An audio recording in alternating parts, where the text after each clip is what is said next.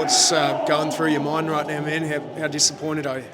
Oh man, I'm just itching. I'm ready to fight. So I came tonight ready to hurt someone, and it's hard not to hurt people when you're like jumping out of my skin. But my bag's in the car, ready to go.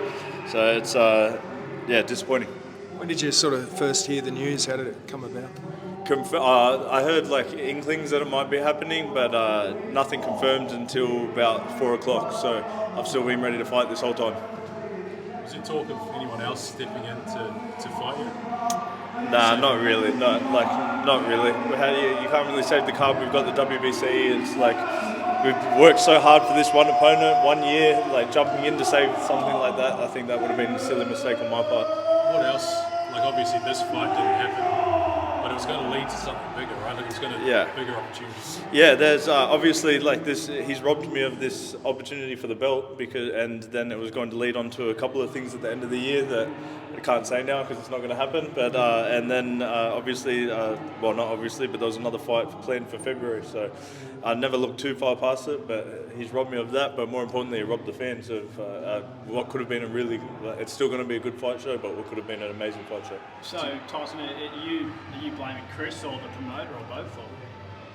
I won't, bro. It's Chris isn't here, so it's Chris. Chris isn't here, so that's who I'm blaming. So like, if we get married, I'm not blaming the pastor for my wife not turning up. So it's everything was good to go.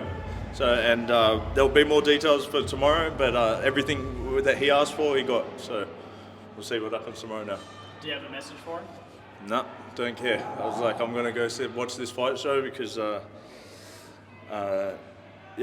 I came from the UFC, the biggest promotion in the world, and then I've come and fought I picked the best bridgerweight in the country to fight, and he bailed on me. So I was expecting him to run in the ring, but I wasn't expecting him to run in the state. Are you done with him now? You don't want to reschedule? I'm not gonna make any calls now, but like I was saying, it's like if your wife leaves you at the aisle, you don't want to ask the second time. What about you obviously pumped for the fight? How is it mentally to sort of come down from this disappointment? Yeah, there's still a bit of come down. I was sitting at my gym, like just sitting there looking up at the roof for a little bit, and but at the end of the day, it's just another speed hump, man. I've been through worse things. There'll probably be worse things coming. So, someone bailing on a fight, just get on with it. Does this remind you of Zerafa running away from Zoo? Yeah, I heard some people comparing it, but I wasn't aware of it. But yeah, to leave right before was like, man, he's a full fairy. Like on the day he weighed in, shook my hand, ready to fight, and then leave me hanging like this. It was like, I don't know. For me, that's not a fighter.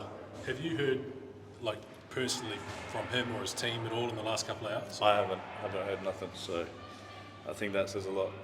It's like, man, his mum must have passed away or something. Like that's like I can't think of anything else. If it did, sorry. Like, good. I hope everything's all good. But what other excuses? Like, there's not many excuses that you can have. We've waited a year for this. We've prepped for it. I've given you all the time.